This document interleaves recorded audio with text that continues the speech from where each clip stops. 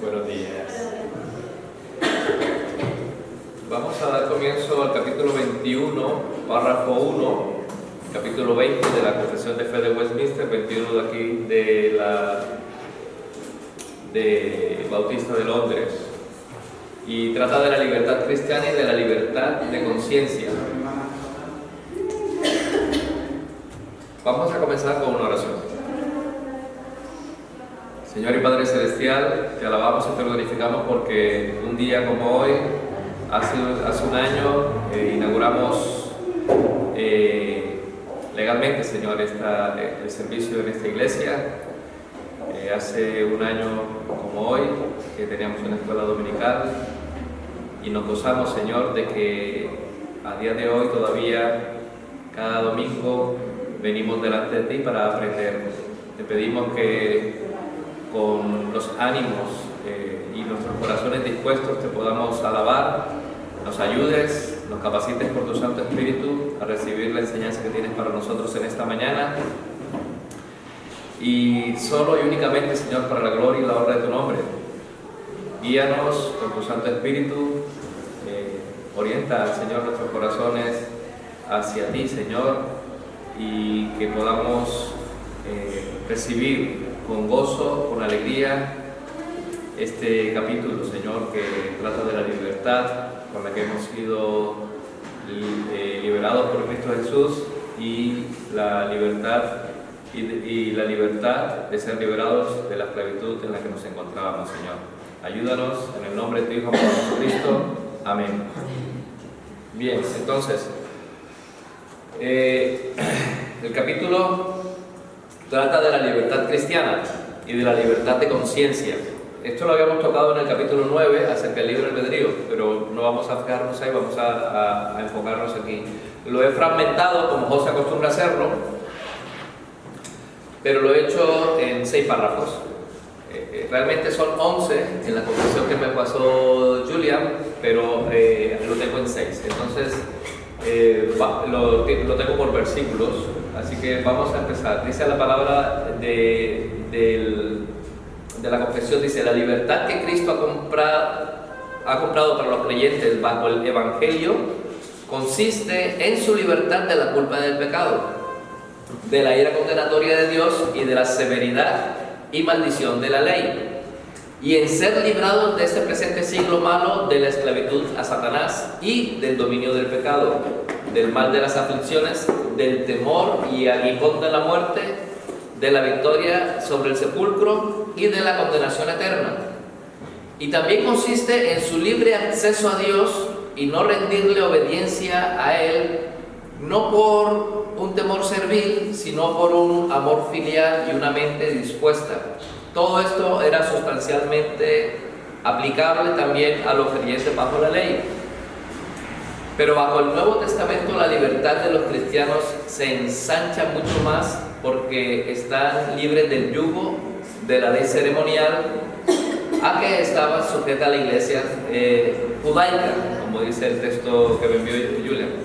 Y tienen ahora mayor confianza para acercarse al trono de gracia, y tienen una comunicación más plena con el Espíritu libre de Dios que ordinariamente tenían los creyentes bajo la ley. Entonces, vamos por partes. Voy a pedir a los hermanos si me pueden buscar Juan 3:36, Romanos 8:33 y Gálatas 3:13. Repito la primera parte, dice: la libertad que Cristo ha comprado para los creyentes bajo el Evangelio consiste en su libertad de la culpa del pecado, de la ira condenatoria de Dios y de la severidad y maldición de la ley. ¿Algún hermano que tenga el texto Juan 3:33? 36, perdón, Juan 3:36.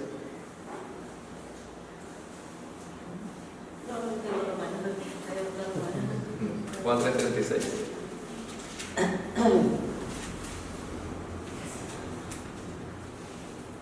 Juan, ¿cuánto? 3:36. ¿Te lo leo? Sí, por favor. Dice: El que cree en el Hijo tiene vida eterna, pero el que rehúsa creer en el Hijo no verá la vida, sino que la ira de Dios está sobre él. Bien, en Romanos 8:33. ¿Quién acusará a los escogidos de Dios? Dios es el que justifica. Y Gálatas 3:13. Cristo nos redimió de la maldición de la ley, hecho por nosotros maldición, porque está escrito: maldito todo aquel que es colgado en un madero. Amén. Entonces, dice aquí que la libertad que Cristo ha comprado para los creyentes bajo el Evangelio consiste en ¿qué? Consiste en la libertad de la culpa del pecado. O sea, Cristo ha comprado una libertad para nosotros. ¿Libres de qué? No, es una pregunta. ¿Libres de qué? Libres de la culpa del pecado. ¿De qué otra cosa somos libres?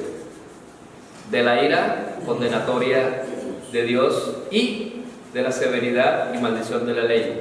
Lo que está diciendo el texto, como lo leímos en Juan 3:36, Romanos 8:33 y Gálatas 3:13, es exactamente lo que estamos leyendo ahora mismo aquí. Quiere decir que Cristo ha comprado con su sacrificio, con su sangre preciosa, una libertad para nosotros. Entonces diremos, ¿pero libres de qué? O sea, ¿a qué estábamos atados? ¿Qué nos condenaba a nosotros, no? Entonces, la respuesta es esta, que hemos sido liberados de la culpa del pecado, de la ira condenatoria de Dios y de la severidad y maldición de la ley. En este primer párrafo estamos viendo que a través de lo que dicen las Escrituras, Cristo ha comprado una libertad para nosotros. Y esa libertad consiste en ser libres de esto, ¿no? Es importante que lo tengamos claro porque a veces no podríamos decir de qué sois libres. ¿Liberados de qué? Nosotros tenemos que dar una explicación de por qué somos liberados. Y somos librados precisamente aquí en este párrafo dice de tres elementos: del pecado, de la maldición de la ley y de la ira condenatoria de Dios y la severidad y maldición de la ley. Estos tres elementos, entonces, que es muy importante. Ahora vamos a pasar al siguiente, pero que quede claro siempre que nos pregunten de qué sois, de qué habéis sido librados. ¿Qué ha hecho Cristo por vosotros? Cristo ha comprado una libertad para nosotros. ¿En qué consiste esa libertad? En ser libres de la ira condenatoria de Dios, de la severidad y maldición de la ley y de la culpa del pecado. La segunda parte dice, y en ser librados también, y en ser librados de este presente siglo malo, de la esclavitud a Satanás y del dominio del pecado. Vale, entonces también somos librados de este presente siglo malo, de la esclavitud a Satanás y del dominio del pecado. El pecado tenía control sobre nosotros, Satanás tenía potestad sobre nosotros y este siglo malo tenía potestad sobre nosotros porque andábamos como los demás, ¿sí? Esclavos de nuestros deseos y de nuestros pecados, y lo más terrible es que no nos dábamos cuenta de ellos. Entonces hemos sido liberados y le voy a pedir a otros hermanos que puedan buscar Gálatas 1:4, Efesios 2 del 1 al 3, Gálatas 1:4, Efesios 2 del 1 al 3. Yo me quedo con Colosenses 1:13, un hermano Hechos 26:18,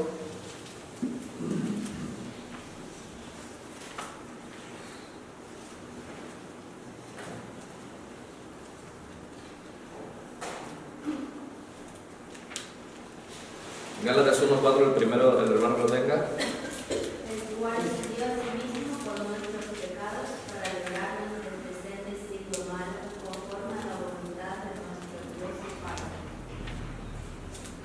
¿Lo puede repetir? El cual se dio a sí mismo por nuestros pecados para librarnos del presente siglo malo, conforme a la voluntad de nuestro Dios y Padre. Hemos sido librados de este siglo malo, conforme a la voluntad de nuestro Dios y Padre, porque Dios quiso que así fuera. Hemos sido librados de este siglo malo. Efesios 2, Y él os dio vida a vosotros cuando estabais muertos en vuestros delitos y pecados, en los cuales anduvisteis en otro tiempo, siguiendo la corriente de este mundo, conforme al príncipe de la potestad del aire, el espíritu que ahora opera en los hijos de la desobediencia, entre los cuales también todos nosotros vivimos en otro tiempo en los deseos de vuestra carne, haciendo la voluntad de la carne y de los pensamientos, y éramos por naturaleza hijos de ira, lo mismo que los demás. Amén. Entonces, dice que somos librados de las tinieblas, ¿no?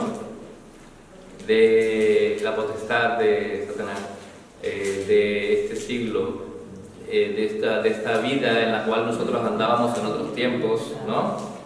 Y hemos sido trasladados al reino de su Hijo amado. Luego, Colosenses 1:13 dice, el cual nos ha librado de la potestad de las tinieblas y trasladado al reino de su Hijo amado.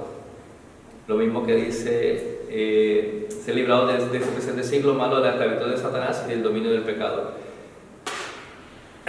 El siglo malo en contraste con el reino de su Hijo amado. La esclavitud de Satanás a la libertad en Cristo y del dominio del pecado a libres de pecado. A la libertad. Entonces somos libres en ese sentido. No quiere decir que no pequemos, pero ya el pecado no se enseñorea más de nuestras vidas. Ya nosotros podemos decir no al pecado porque Dios nos ha capacitado para rechazar el pecado. Eso no quiere decir que no caigamos, pero podemos decir no. Mientras que cuando estábamos en la esclavitud a Satanás y el dominio del pecado, no podíamos no pecar. O sea, no podíamos dejar de pecar porque éramos hijos de desobediencia, ¿no? Dice, ¿no? Y estábamos sujetos, pero ya no. Esto es, como dice la primera parte, la libertad que Cristo ha comprado para los creyentes. Hechos 26:18.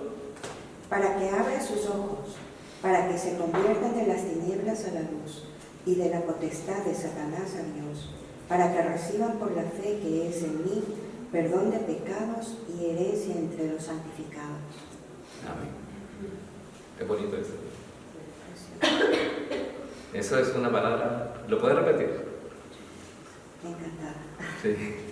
Para que abras sus ojos, para que se conviertan de las tinieblas a la luz y de la potestad de Satanás a Dios, para que reciban por la fe que es en mí perdón de pecados y herencia entre los santificados. Herencia entre los santificados. Hemos sido santificados, hemos sido librados de la culpa del pecado. Amén. Hemos sido librados del dominio del pecado, de la esclavitud a Satanás, del presente siglo. Hemos sido librados de la ira condenatoria de Dios y la severidad y maldición de la ley, y también de la culpa del pecado. ¿Veis qué importante y qué hermoso es afirmar nuestra fe a través del estudio de la palabra y darnos cuenta de que si el Hijo os hace libres, seréis verdaderamente libres? Libres de todas estas cosas. Si nos ponemos a hacer una lista de todas las bendiciones y los beneficios que hemos recibido a través de la vida de Cristo y de su sacrificio, muerte y resurrección, no podemos más que exaltar a nuestro Dios. Es que no hay otra cosa que podamos hacer. Y si fuera poco, como dice los telecomerciales, si fuera poco, no uno, sino 2, 3, 4 veces, y además de habernos librado de eso, dice aquí, del mal de las aflicciones, del temor y aguijón de la muerte, de la victoria sobre el sepulcro y de la condenación eterna. Además de todas estas cosas, también nos ha librado de la condenación eterna. El sepulcro tenía victoria sobre nosotros, pero ya no, porque sórbida es la muerte en victoria a través de la muerte y resurrección de Cristo, porque nosotros hemos muerto y hemos resucitado juntamente con Cristo, y también del mal de las aflicciones. A veces, yo luego explicaré esta parte aquí, pero ya no tememos las aflicciones. son parte de lo que Dios ha preparado muchas veces para nosotros para capacitarnos, ¿sí? Y es para nuestro bien. Incluso a veces cuando pecamos somos afligidos, pero incluso también es para nuestro bien. Lo que hemos experimentado en cualquier momento es aflicción, varias, a veces no quizás por el pecado, pero también por el pecado nos damos cuenta que es una bendición. Bueno es que Dios me haya afligido, ¿no?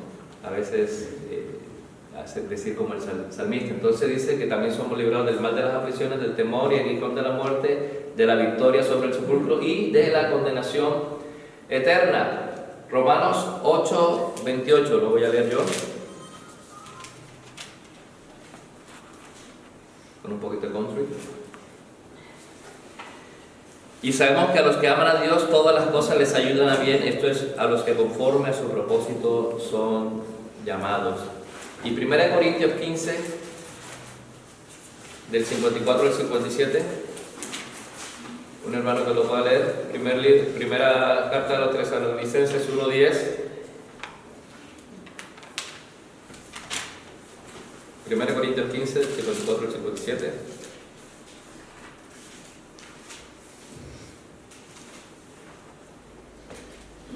Cuando esto corruptible se haya vestido de incorrupción y esto mortal se haya vestido de inmortalidad, entonces se cumplirá la palabra que está escrita: sólida es la muerte en victoria.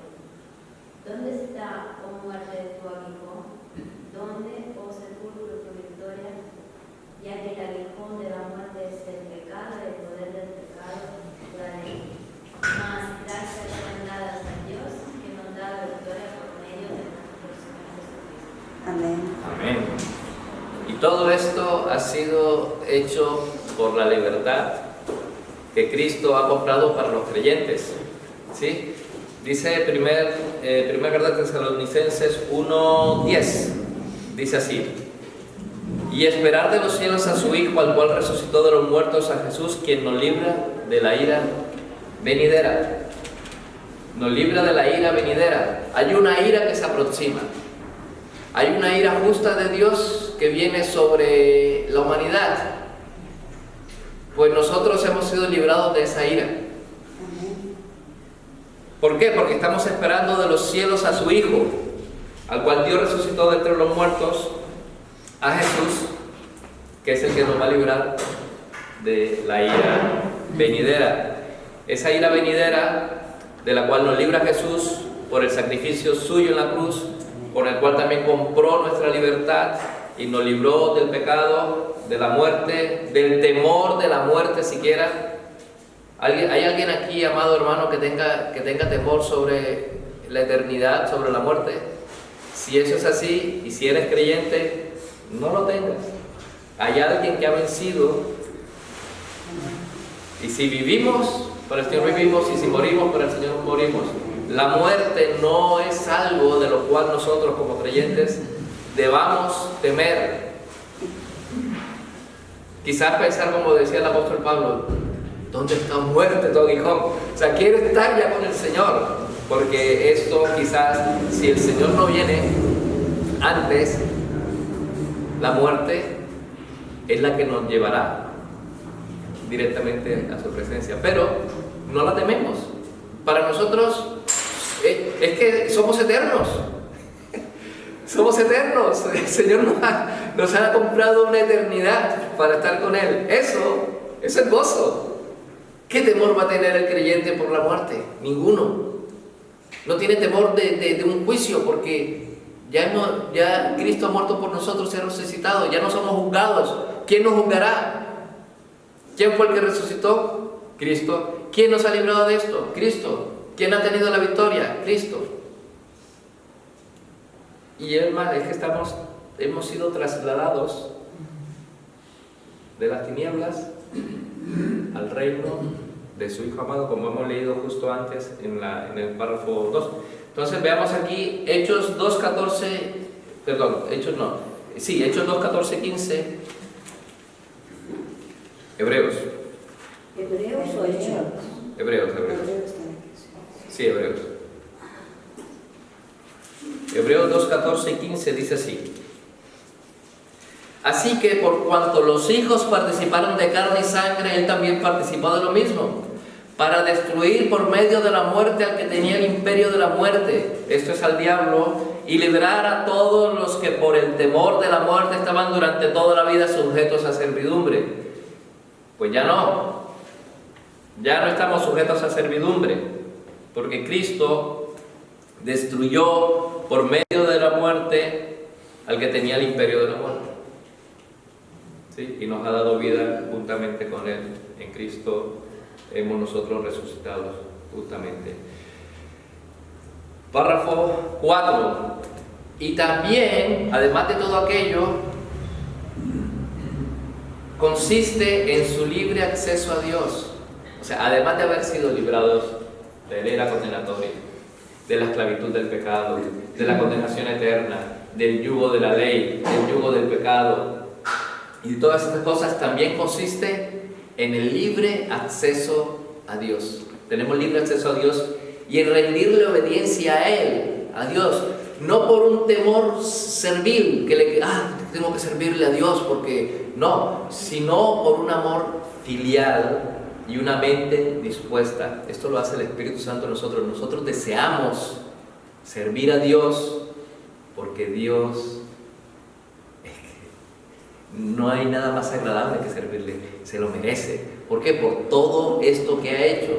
No es que nosotros nos sintamos, no es que estoy obligado a servir a Dios porque, si no, la ira de Dios cae sobre mí, el bastón del Señor barbudo va a pegarnos en la cabeza. No, Dios es un Dios de amor. Y este amor que nosotros vemos reflejado en las Escrituras, y este amor filial, este amor de hijo a padre y de padre a hijo que se ve claramente en la relación que Dios tiene con nosotros y que nosotros en consecuencia tenemos con Dios en agradecimiento y en gozo, no es servil sino filial, es un amor filial, una mente dispuesta. Sí, y esto lo vamos a ver en Efesios, eso lo leímos antes, Efesios 2:18 y 3:12. Efesios 2:18, 3:12, un hermano que tenga Romanos 8:15. Y yo cogeré primera de Juan 4:18. Ahí está. Efesios 2:18.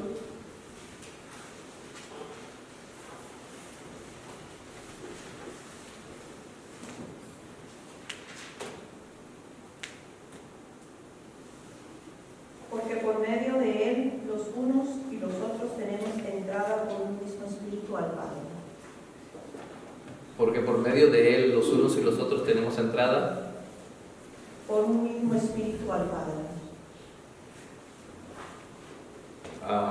José ha enviado un texto, dice: que la Declaración Universal de los Derechos Humanos aprobada por las Naciones Unidas, toda persona tiene derecho a la libertad de pensamiento, de conciencia y de religión. Este derecho incluye la libertad de cambiar de religión y de creencia.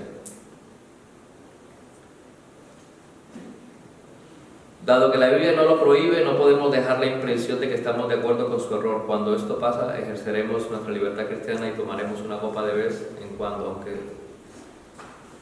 voy a dejarlo para después, porque si no, no voy a seguir aquí. Luego lo hablaré, José. Lo voy a tener aquí. Bien, entonces, Efesios 3:12. 3:12. Sí, el En siguiente. quien tenemos seguridad y acceso con confianza por medio de la fe en Él. Acceso con confianza. Vamos confiados, vamos a la presencia de Dios con confianza. O sea, tenemos acceso. ¿Sí? ¿Sabéis? O sea, que a veces no nos damos cuenta que es como cuando uno está en el mundo, ¿no? Y tiene un acceso a un hotel, digamos un hotel 5 estrellas, y no todo el mundo entra. Por el hecho de que el hotel esté ahí, no todo el mundo entra al hotel y disfruta de ese hotel. Solo tienen acceso los que tienen permiso para acceder, ¿no? En algunos casos te colocan una bandita, ¿sí? Una cosita en la muñeca y tus asomas, siga señor, ¿no? Pero nosotros tenemos acceso con confianza. No tenemos una bandita, pero tenemos el Espíritu Santo, que es mucho más poderoso porque somos asidos, sellados con el Espíritu Santo de la promesa. Dice Romanos, perdón, voy a cerrar eso. 8:15. Sí, Romanos 8:15. Lo leo. Sí. Pues no habéis recibido el espíritu de esclavitud para estar otra vez en temor, sino que habéis recibido el espíritu de adopción, por el cual clamamos Abba, Padre. Abba Padre. Gloria a Dios. Papito. Realmente es una palabra íntima, ¿sí? Es una palabra íntima que solamente lo dice Un creyente. sí, un hijo que tiene una relación muy buena con su padre. Y que el padre es muy bueno con el hijo, entonces el hijo en consecuencia le corresponde, le dice, papito, papi.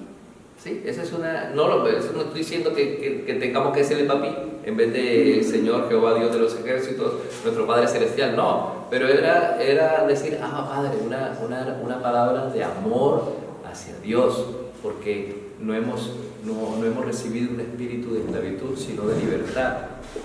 ¿Sí?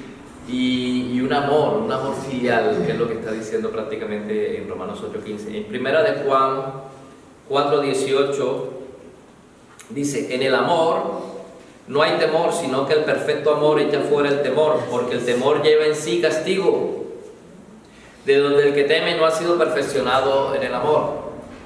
Entonces, en el amor no hay temor. Cuando nosotros somos amados y amamos a Dios, no hay temor, no debemos temer. Si tenemos temor es porque seguramente hay algún, o desconocemos la misericordia y la gracia de Dios, o estamos en pecado. Y el pecado muchas veces nos asusta, ¿sí? O no lo hemos confesado, o no sabemos si lo hemos confesado. Sí, hay muchos factores en los cuales nosotros podemos pensar que tememos el castigo de Dios, y a veces es por desconocimiento. Pero el verdadero amor, el perfecto amor, echa fuera todo temor. Y como dice aquí, porque el temor lleva ese castigo, de donde el que teme no ha sido perfeccionado en el amor, en el conocimiento de las cosas de Dios, en el amor de Dios, en su misericordia, en su gracia salvadora, en el sacrificio de Cristo en la cruz. Todos estos, como dicen, enseñanzas que nosotros estamos aprendiendo a través de las escuelas dominicales, nos ayudan a conocer más a nuestro Señor y a amarle, por precisamente lo que estamos viendo justo hoy, por la libertad a la que hemos sido llamados, de que hemos sido librados, y hacia dónde podemos acceder. En este caso, libre acceso a Dios. 5. Todo esto era sustancialmente aplicable también a los creyentes bajo la ley. No quiere decir que los creyentes del Antiguo Testamento no disfrutaban de estos beneficios. ¿Sí? Dice aquí, todo esto era sustancialmente aplicable también a los creyentes bajo la ley. Todos. Entonces, si vamos, no vamos a tocarlos todos, pero vamos a tocar 3 versículos que son Juan 8:32, Salmo 19, del 7 al 9, por favor. Esto con relación a, perdón, Salmo 19, del 7 al 9. Romanos 4, del 5 al 11. Y yo me quedo con Salmo 119. El Salmo Juan 8:32, ¿qué dice? Y conoceréis la verdad, y la verdad os hará libres. Vale, Salmo 19. La ley de Jehová es perfecta, que convierte el alma. El testimonio de Jehová es fiel, que hace sabio al sencillo. Los mandamientos de Jehová son rectos, que alegran el corazón. El precepto de Jehová es puro, que alumbra los ojos. El temor de Jehová es limpio, que permanece para siempre. Los juicios de Jehová son verdad, todos justos. Amén. Entonces vemos que ellos también, el salmista estaba disfrutando de lo que estábamos disfrutando nosotros, ¿no? No, nada de lo que él había dicho no quiere decir que para nosotros podamos aplicar. Y nada de lo que nosotros disfrutamos ahora puede ser que él no lo haya disfrutado a través del conocimiento, del estudio de la palabra, de la bendición de parte de Dios y de la congregación, porque hay que tener en cuenta que también nos congregábamos en el Antiguo Testamento.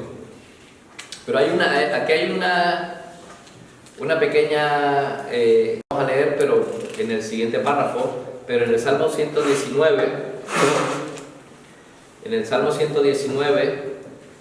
14 dice: me he gozado en el camino de tus testimonios más que toda riqueza. El 24: pues tus testimonios son mi delicia y mis consejeros. El 45 dice: y andaré en libertad porque busqué tus mandamientos. El 47 dice: y me regocijaré en tus mandamientos. Y el 48: alzaré asimismo mis manos a tus mandamientos que amé y meditaré en tus estatutos. Todo esto era sustancialmente aplicable también a los creyentes bajo la ley. Veamos, pero bajo el Nuevo Testamento la libertad de los cristianos se ensancha mucho más, porque están libres del yugo de la ley ceremonial. O sea, ya no tenemos que estar ofreciendo sacrificios, ¿sí? Ya no tenemos que estar con estas leyes ceremoniales que a veces las leemos en el Antiguo Testamento, que eran necesarias para la iglesia del Antiguo Testamento, pero que de la cual hemos sido librados porque Cristo se ofreció una sola vez y para siempre por nosotros. Dice: libres del yugo de la ley ceremonial a que estaba sujeta la iglesia judía. Y tienen ahora mayor confianza para acercarse al trono de gracia y tienen una comunicación más plena con el Espíritu libre de Dios que ordinariamente tenían los creyentes bajo la ley. Tenían comunión con Dios, pero no tenían la comunión que tenemos ahora, porque ahora conocemos y sabemos que el Espíritu de Dios mora dentro de cada creyente. Tenemos acceso directo al trono de la gracia. No tenemos que ofrecer sacrificios o decirle al sacerdote: ofrece un sacrificio por mí, primero por ti, luego por mí, porque ya el sacrificio que Cristo hizo fue una sola vez y para siempre. Entonces, vamos, Juan 1:17, y terminamos con esto. Juan 1:17, con este párrafo, el sexto. Juan 1:17 es Hebreos 1:1 y la primera parte del 2. Juan 1:17. Sí. Pues la ley por medio de Moisés fue dada, pero la gracia y la verdad vinieron por medio de Jesucristo. Amén. Hebreos 1:1 al 2, ¿puedes leerlo completo?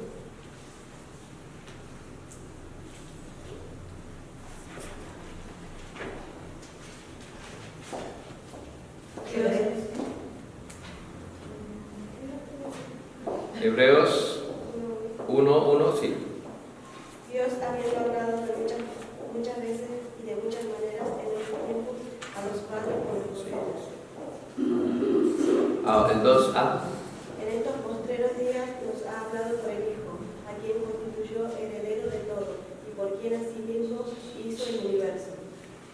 Amén. Entonces, vemos aquí que en otros tiempos Dios habló a nuestros padres a través de los profetas, ¿no? Pero en estos tiempos nos habla ¿por qué? Por el Hijo, a quien constituyó heredero de todas las cosas. Hebreos 7 dice así, 7:19 al 22,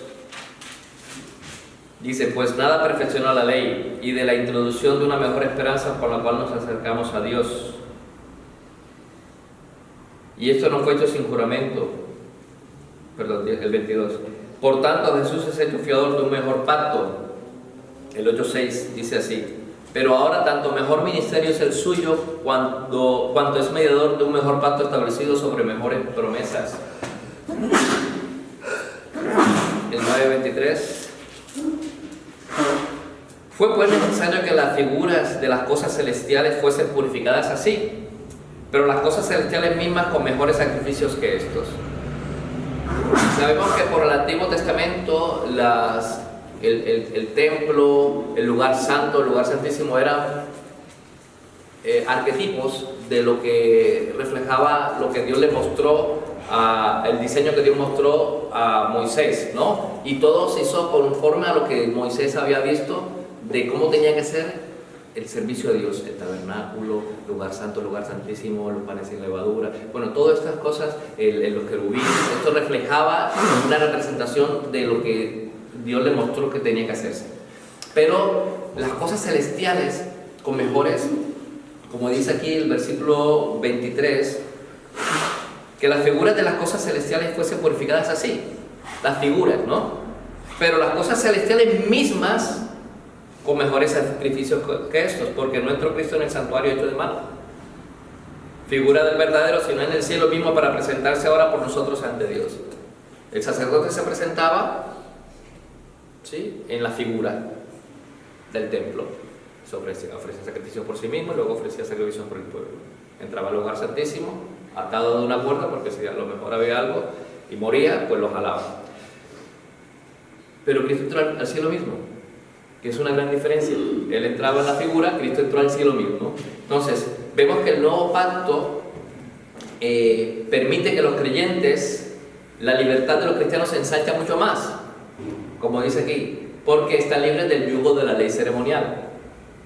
Eso no quiere decir que nosotros no tengamos algún tipo de ceremonia, ¿sí? De hecho, cada domingo hacemos más o menos los mismos pasos, ¿sí? Oración, intercesión, cántico de alabanza, bueno, todo lo que hacemos, eso, pero eso no tiene que ver con las ceremonias veterotestamentarias que tenían que ver con el acercarse a Dios ofreciendo sacrificios, porque ya el sacrificio fue ofrecido. Bien, ahora veamos qué significa la libertad natural. Que el hombre, cualquiera que sea su condición moral y espiritual, es libre de hacer lo que quiera, ¿no? En su libertad natural. O sea, sí y no. O sea, es libre según su naturaleza. Si su naturaleza es pecaminosa, es libre de pecar todo lo que quiera, pero no es libre de no pecar. Por lo tanto, es esclavo. O sea, es una... ¿Qué diferencia hay entre la libertad que les pertenece a los creyentes y esta libertad natural? Que el hombre regenerado tiene libertad de hacer lo que quiera, y el hombre regenerado también es capaz de querer hacer la voluntad de Dios. El otro no. Por lo tanto, el otro es esclavo y nosotros somos libres, porque tenemos la libertad de querer hacer la voluntad de Dios. ¿De qué es liberado el creyente? Es las primeras dos secciones. ¿De qué es liberado el creyente?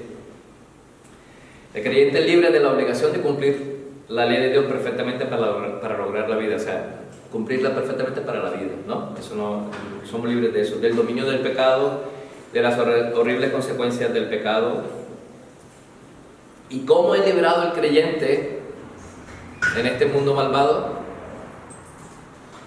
La respuesta: Dios le da al creyente un corazón que es alejado del mundo. Así es como nosotros somos librados de este mundo malvado. Si tuviésemos un corazón conforme a los del mundo, seríamos del mundo. Haríamos las cosas del mundo. Nos gozaríamos en las cosas del mundo y no nos daríamos cuenta de que estaríamos pecando delante de Dios.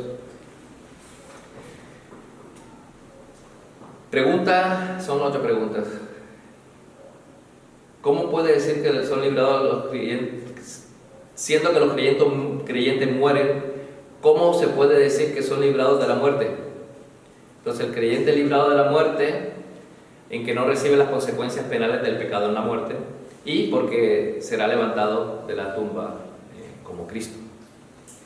Cristo fue levantado de la tumba, el creyente también será levantado de la tumba. ¿Qué diferencia hay entre libertad y libertinaje? La libertad significa ser libres del pecado, y el libertinaje significa ser libres para pecar. Eso es libertad y libertinaje. ¿En qué forma el creyente del Antiguo Testamento, en qué formas era el creyente del Antiguo Testamento tan libre como nosotros? ¿En qué formas? Respuesta: la obligación de cumplir la ley de Dios perfectamente para obtener la vida eterna. Ese era del dominio del pecado, sí, y las horribles consecuencias del pecado. En estas formas eran los del Antiguo Testamento tan libres como nosotros. Ellos no tenían que cumplir con todas las obligatoriedades, tenían que tener, igual que nosotros, fe. Desde Abraham hasta nosotros, sigue siendo por fe. ¿Y en qué forma, el creyente del Antiguo Testamento no era tan libre como nosotros? Lo hemos hablado, y no era libre como nosotros de la ley ceremonial, y no poseía la gracia en la misma medida que nosotros con la finalización de la obra redentora de Cristo y el derramamiento del Espíritu Santo. Cuando el Señor envió a nosotros su Espíritu Santo, nosotros recibimos el Espíritu Santo. O sea, ellos anhelaban, veían esto, el profeta Osea lo profetizó: y derramaré mi espíritu sobre toda carne, y ellos anhelaban esto, ¿no? Entonces, ¿qué nos enseña este párrafo del 21 de la confesión? Que Cristo ha pagado el precio de la libertad de los creyentes, primero. Que esta libertad consiste en la libertad de la culpa, la ira y maldición de Dios, el amor al mundo, la esclavitud a Satanás, el dominio del pecado, el mal de las aflicciones, el aguijón de la muerte, la victoria del sepulcro y el castigo eterno, y libertad para obtener acceso a Dios, para obediencia a Él y para amarlo a Él. Además, que la diferencia entre la libertad de la que gozaban los creyentes del Nuevo Testamento y la del Antiguo Testamento es una diferencia de grado y no de forma, porque siempre ha sido por gracia.